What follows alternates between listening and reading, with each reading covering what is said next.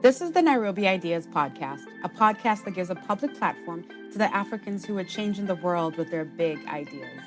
I'm your host, Kare Mugo of the Mawazo Institute. In this episode of the podcast, we're going to be talking about human rights on the continent and the impact of COVID-19 on their realization.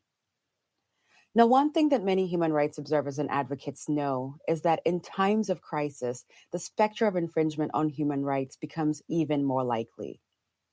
And COVID-19 has exposed just how fragile political freedoms and socio-economic rights of people living on the African continent remain.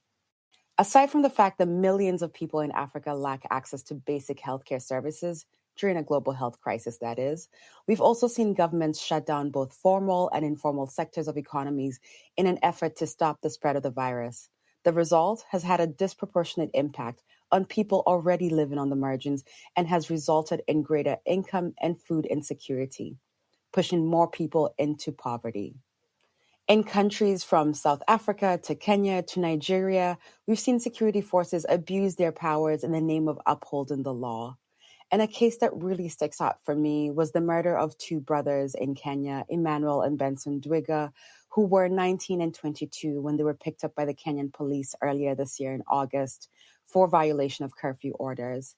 And a few days later, their bodies were found in a morgue, and the police claimed that, the two brothers had jumped out of a moving car to their deaths. And since then, 6 officers have been charged in their murders, and cases like this remain far too many across the continent, and there are many more cases that have yet to be documented. Meanwhile, we know that girls and women across the continent have been facing higher rates of violence and sexual abuse during forced lockdowns.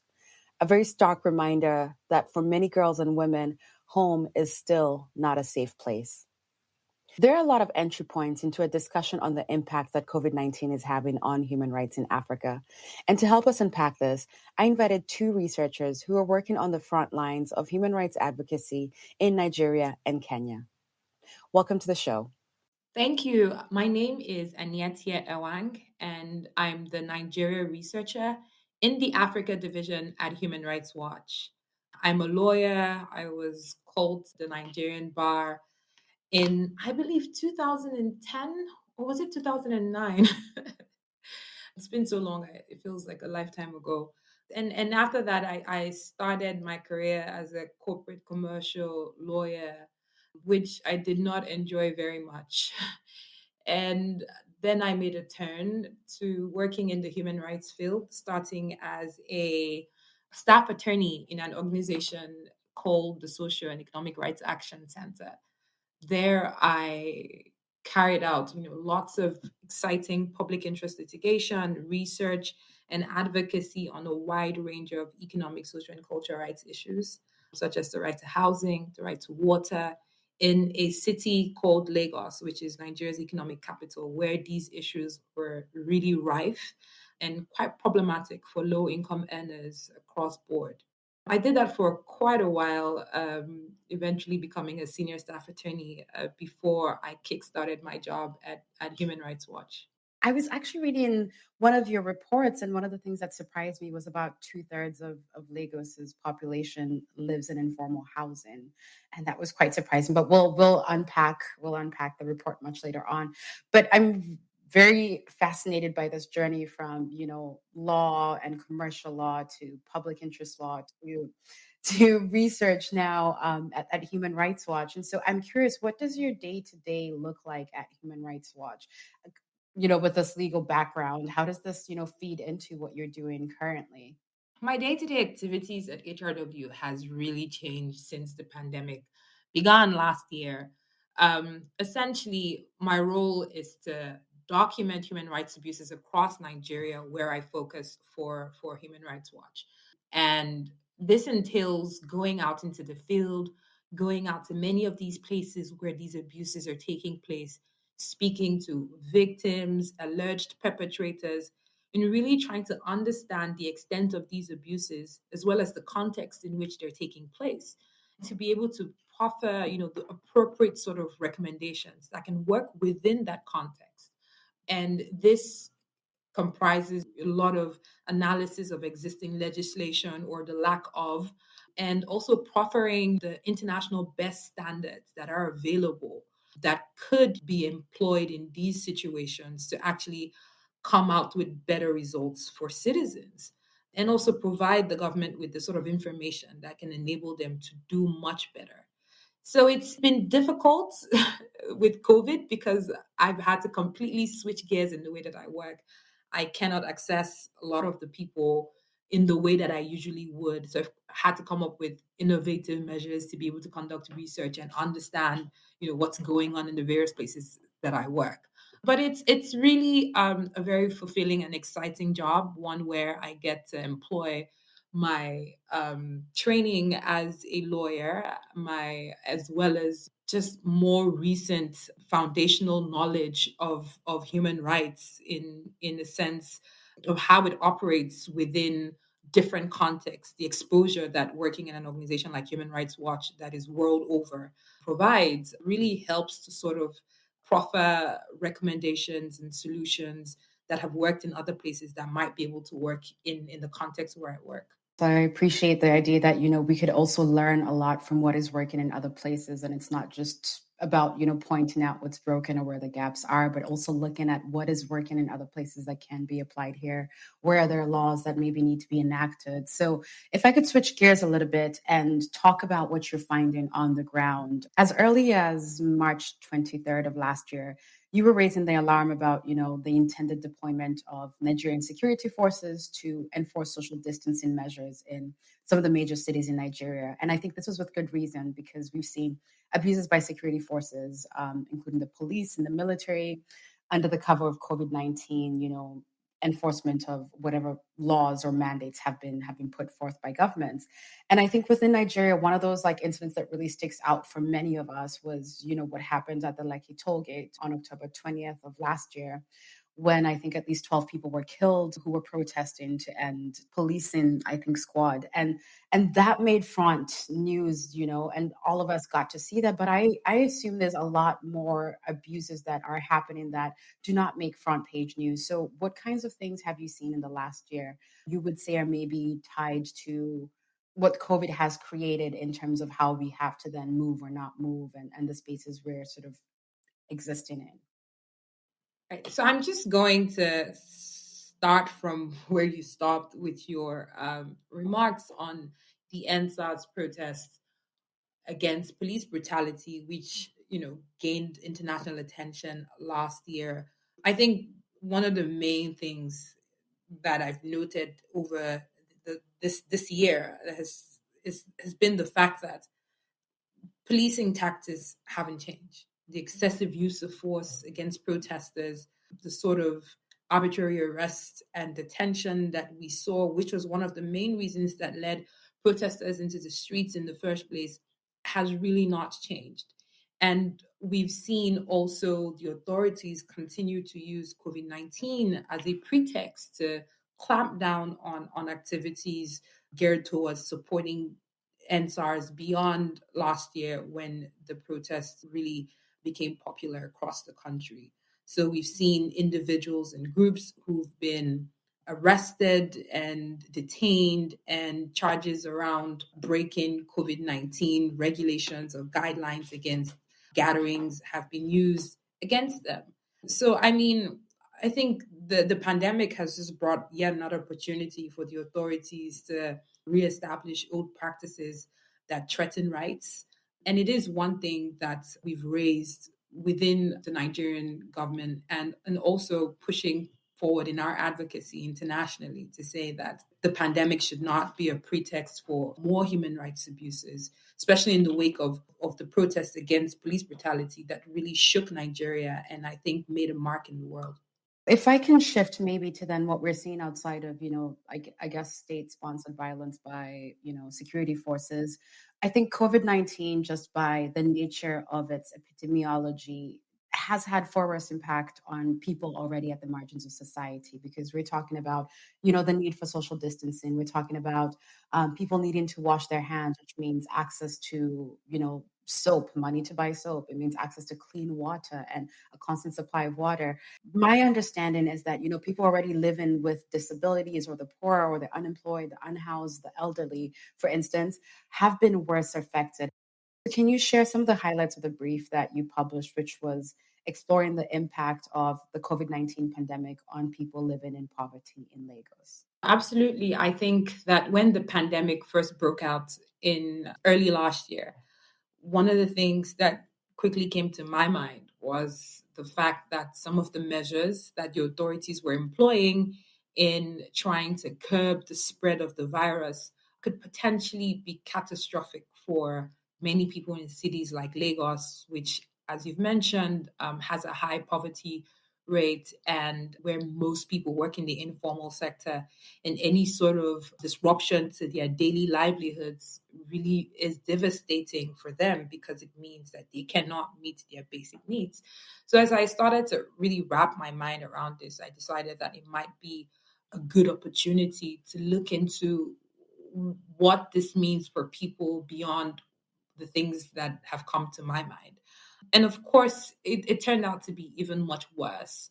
Speaking to people who were first affected by the 5 weeks lockdown that the authorities put in place in cities that were most vulnerable, like Lagos, because of the high population density, as well as the fact that it was literally the epicenter of the pandemic in Nigeria. It just meant that almost two-thirds of the population could not go out to get their daily needs. It meant that people were living in deep hunger. I can never forget the testimonies that I heard from a man who had a family of about 7. And he said to me that it became so bad that his family had to rely on salt mixed in water as dinner some days, just to have something in their bellies before going to sleep. He had kids who were as young as 5.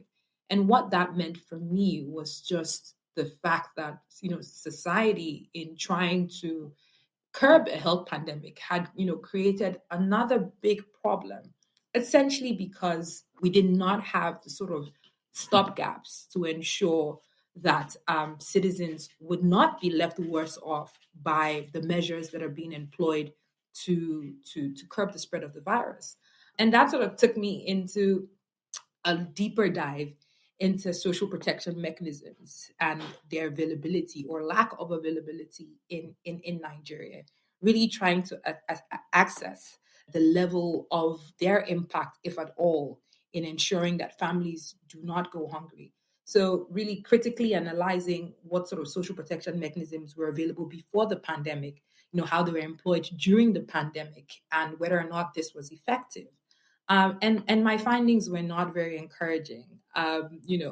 Nigeria is a country with over 200 million people, about 40% living in extreme poverty prior to the pandemic. And I mean, the conclusion was that there was no well-functioning social protection system that recognizes and protects people's rights to an adequate standard of living and ensures minimum essential benefits such as unemployment, child and disability benefits. Even though there were efforts by the authorities to scale up, existing sort of social assistance projects in the wake of COVID to ensure that people had some sort of food assistance or cash transfers, these programs were fraught with so many difficulties just because in the first place, there was no system, there was no structure to be able to address these needs.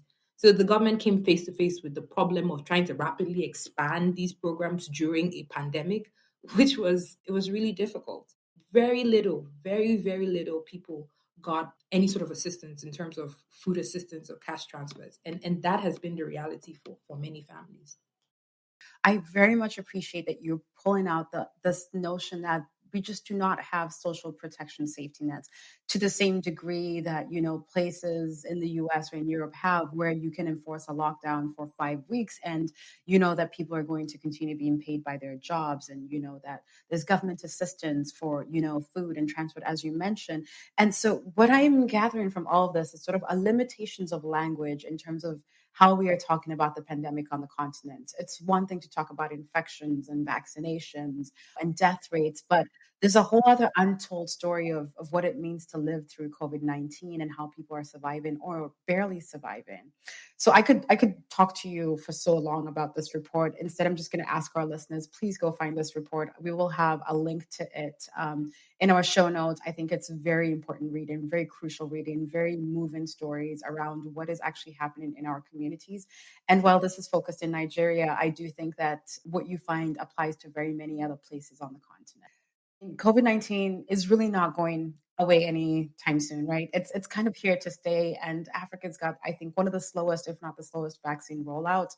So a lot of the restrictions and the mandates and the issues that COVID-19 has brought up are kind of going to linger on at least until 2022. So with this reality in mind, and I'm always looking for like places where there's like a beacon of hope, what tools do African states or citizens, myself, yourself, have to kind of activate or make sure that we don't lose progress and don't leave people behind at the end of the pandemic? Like, what's happening? What can be done? No, absolutely. You were right in pointing out that the economic impact of the pandemic has really been the other story. That it has gotten quite a bit of attention, but I think, the way that we speak to it and our expectations beyond what goes on during the pandemic is very important. And how we articulate those expectations are really important. Although COVID has been a health crisis, I think it's shown for most of Africa that it's even been a worse economic crisis. So, one thing that I think needs to change is how we think about social protection. COVID-19 has brought an opportunity for us to reset or change our expectations.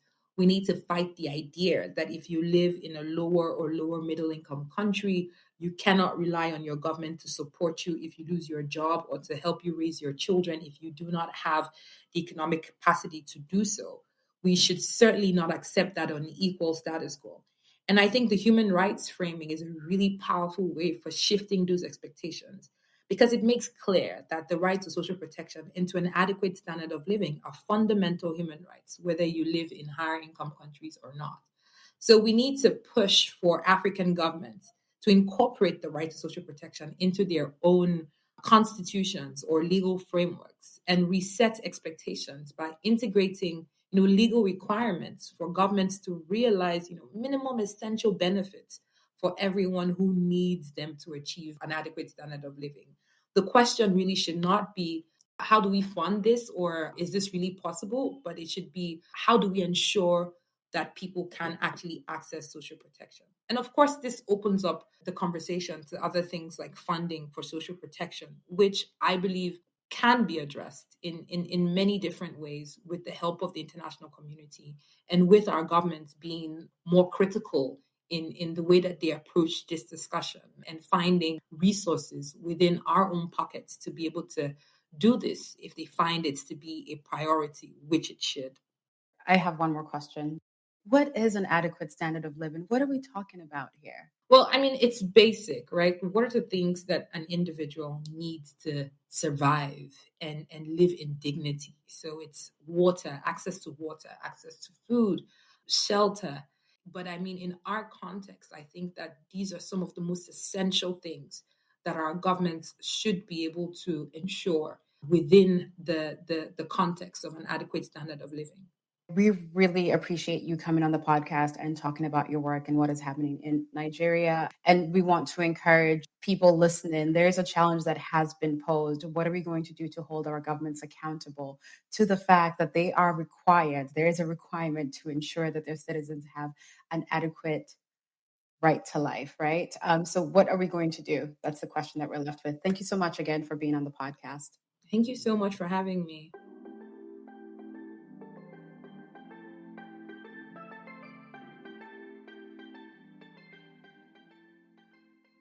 To help us interrogate the nexus of COVID-19 and human rights in the continent, we invited someone who's a researcher working in one of Nairobi's informal settlements, Madari, where she helps promote social justice.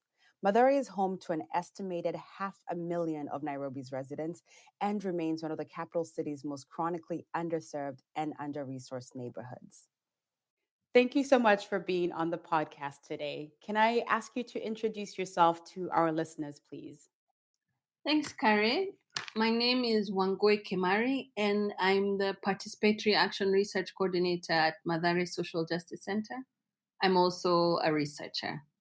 I'm curious what kind of issues you are looking into when you talk about looking into urban issues in Nairobi. So ultimately, I'm interested in the urban planning that we have in Nairobi that's not a planning of inclusion, but a planning of exclusion in a number of ways, from determining who has access to water, or who has access to trees, and who has access to schooling, and some of the continuum of effects that kind of planning produces, whether it's police killings, whether it's providing architecture infrastructure that can help facilitate violations, whether it's sexual violations or police violations. So really, I'm historicizing that kind of planning, looking at its effects, and also trying to think through with a number of people how to make Nairobi more just, how we come back from these effects and co-create a space that is inclusive, that's supportive, that has solidarity for people, and that's people-centered. I think that's really powerful, that phrasing, particularly around a planning of exclusion. And I think it gets to what we're trying to pull out in this episode around how COVID-19 has excluded some people, or rather not COVID-19 itself, but what we have seen in terms of laws and policing and mandates has a tendency to exclude certain people from the realm of protection. And so I'm going to put that to the side and pick up another piece of your work that I found particularly interesting. So, when I think of researchers, I don't really expect you to be putting together photo exhibitions in a gallery space. And recently, you were involved in a gallery exhibit called When We Lose Our Fear. And I'm just wondering how your work, doing this urban planning, doing participatory action research, gets you into these kinds of spaces where you're putting together photo exhibits. Ultimately, it has to do with how I entered academia, but also how I remain a reluctant academic. Not to make it the Wangui show, but ultimately, I think it's shaped by how I began to think of the questions that I'm trying to attend to in my work, and that was prompted by having the opportunity and the privilege to sit with people and dwell and try and understand their many issues. In Madari, I got to Madari for the first time in 2007. And Madari, for those who don't know, is a poor urban community that I work in as a researcher, but also hopefully as a useful community organizer. And so I got there in 2007. And at the time, really, I was just there like a 22-year-old with great intentions, but not sure how to articulate those. And so I'm thankful for all the people who helped me learn in various community spaces. And it's only in 2011 that then Madari, after 4 years, that Madari kind of prompted the research questions that I started thinking about in my PhD. But why I bring this up is because ultimately, Madari for me has never been solely a research site. And so while I lean on research to try and answer certain questions, and even within the community space, I'm engaged in a lot of participatory research. Research for me is just the entry point to think about questions a bit more expansively. Ultimately, for me, research is not just reading and surveys and interviews and participant observation. It's also engaging in processes that prompt people to think, whether it's a photo exhibition, that prompt people to engage them in different ways. However, it's important to say that the exhibition came out less as a consequence of my research work and more as part of the community work we were doing, because the exhibition, As We Lose Our Fear, is an exhibition that takes portraits of people who've lost family members to police killings. So there's pictures of mothers and fathers and wives and brothers taken by our good comrade Edram.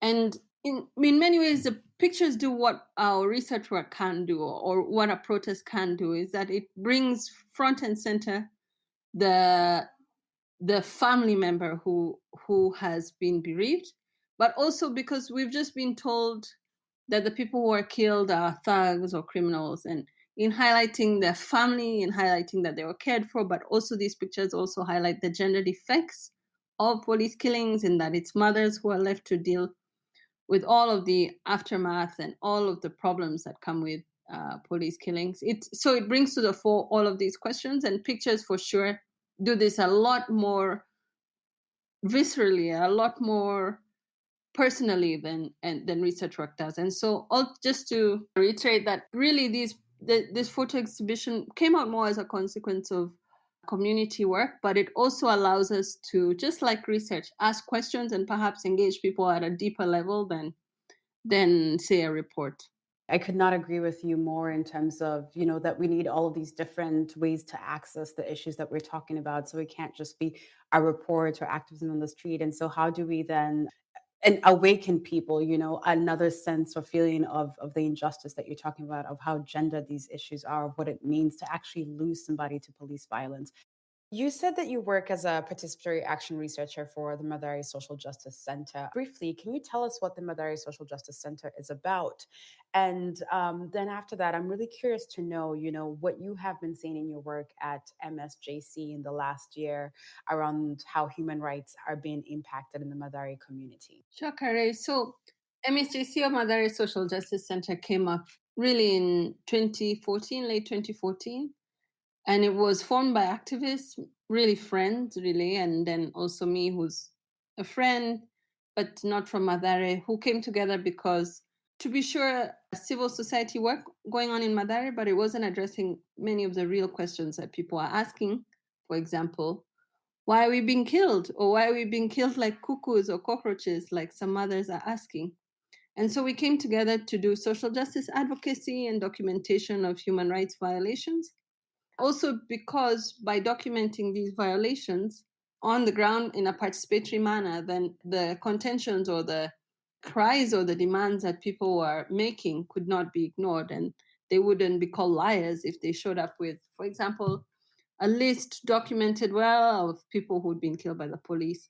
So since 2014, we've been doing a lot of social justice advocacy, but our campaigns are anchored in participatory research. And so we've released a report on police killings in 2017 that documented 803 people killed by the police between 2013 and 2015. The most recent report is on Mothers and Victims and Survivors Network that's documenting the experiences of family members of those who've been bereaved by the police, and that was complemented by the exhibit As We Lose Our Fear. We try and publish a participatory report every year. So in 2017 was police killings. 2018 we did one on water, if I'm not mistaken. I mean, they take a while because we do this pole and trying to foreground everyone's knowledge and without funding for it really. But so we had a water report. We have one also on disability justice that we launched last year, which was really important because people with disabilities, of course, have disproportionate burden of the burdens that are already in Madari. So that's what we do. And since COVID, or the first case of COVID-19 was declared in Kenya and the lockdown was implemented, I think it was on March 30th. The day after, a 13-year-old, Yasin Moyo, was killed in a Madari ward called Kiamaiko.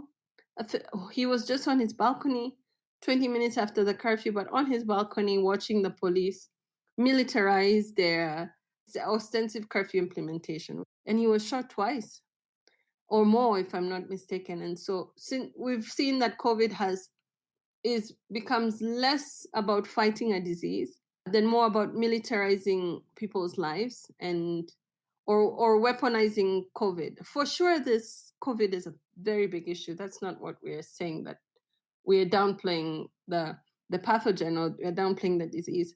But it's been weaponized to exacerbate the already militarization of people's lives that's ongoing. For example, now people can be extorted for not wearing a mask. At least 5 MSJC members a few months ago were detained for not wearing a mask.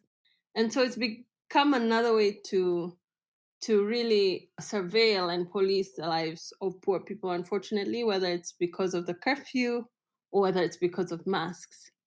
You mentioned some very sobering numbers. And I mean, you're talking about, a 13-year-old boy being killed on his balcony, shot twice.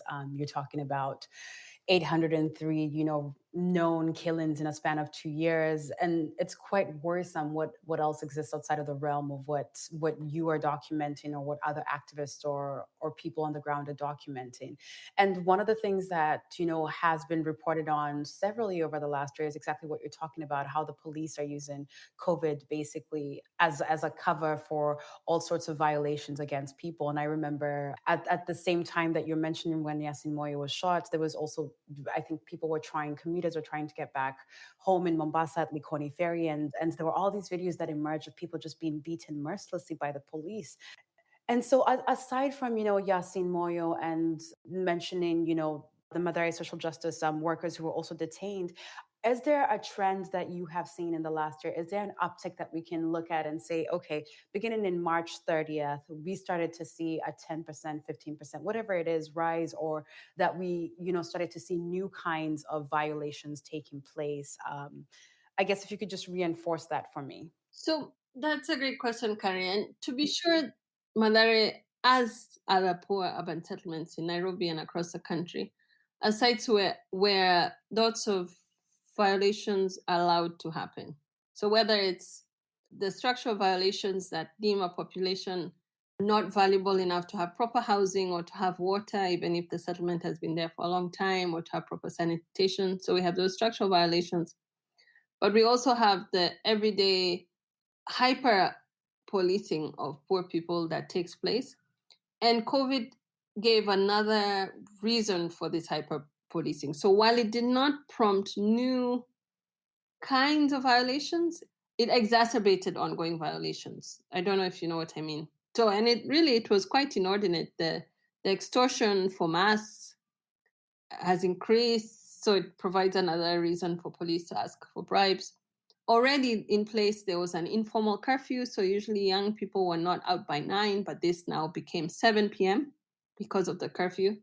So while from my experience or from my observation, it didn't prompt new kinds of surveillance, it exacerbated ongoing surveillance. However, we also need to point to there were lots of inter-community violations happening as well, for reasons that we can't give like an answer that will genuinely capture what caused, for example, a higher incidence of sexual and gender-based violations. Last year, we spent a lot of time trying to find shelters for young people, for girls who'd been violated from as young as 5 to 15. And it was really hard. There are no shelters. So for sure, in terms of the police, new kinds of violations, rather an exacerbation or worsening of violations. Within the community, there are also a higher incidence of, for example, petty crime and sexual and gender-based violence that are attributed to this period. But I don't know what one narrative can give sufficient explanatory power to capture them, but we also saw these kinds of violations. Thank you for, complicating this and really saying, listen, there are underlying issues that precede COVID, right? So it's not that COVID or lockdown suddenly show up and then cause all these new kinds of issues, but that these are ongoing incidents and violations and oppression and, all of these things that have been intersecting at Madari for quite some time. So I want to pull back a little bit. You mentioned participatory action research, and I don't think that I have actually talked to you about what does participatory action research sound like? Because it feels like it's very community based, but those three words together, I feel like mean a lot, but I'm not sure quite what. Basically, just think the opposite of mainstream academic research that we are paid to do. And I know I'm being a bit salacious, but overwhelmingly I engage in it because it's more ethical in that it brings people together to think about the critical questions that we want to deal with, rather than a question deriving from the head of one person, which may be duly, for sure. I'm not saying it's not a great question, but really the questions that we tackle with participatory action research come from consultations with people who live in Mathare and elsewhere, and it's participatory. How we arrive at the questions, arriving at the process is participatory. But above all, it privileges reflection and action. That from this research, collective research work that we're going to do, that's informed or oriented around research questions that came from consultation with a wide number of people in Madari elsewhere. We are going to conduct research that will shape an outcome, action. Action is the key word. And so, for example, our disability justice report paved the way for disability justice campaign at Mathare Social Justice Center, or the Who is Next report, a participatory action research against the normalization of extrajudicial killings in Madari, prompted a widespread campaign against police brutality, not just in Madari, but across poor urban settlements in Nairobi. So the core is action, but throughout the process is in as much as possible, because, power sometimes is, there's power implicated in so many processes, but as much as possible, we come together to think about research questions. What do we need to attend to at this moment?